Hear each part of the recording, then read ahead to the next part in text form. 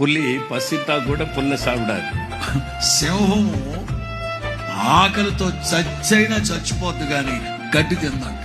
ஆனா இயேசு ஆட்சி பண்ணும்போது புலியும் புல்லை தான் சாப்பிடும். కానీ యేసు క్రీస్తు రాజ్య పాలన చేసేటప్పుడు సింహం సహితం పచ్చగడ్డి తింటారు.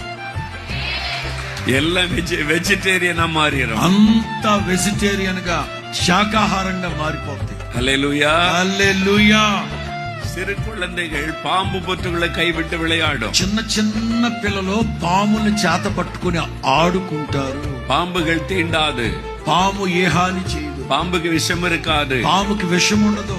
தீங்கு செய்வார் யாருமே இருக்க மாட்டாங்க. కీడు చేసేవాళ్ళు హాని చేసేవాళ్ళు ఎవరు ఉండరు. அதான் இயேசுவின் ஆட்சிக்காலம். అదే యేసు క్రీస్తు రాజ్య పాలన అట్లుంటది. హల్లెలూయా. చెప్పు గట్టిగా హల్లెలూయా.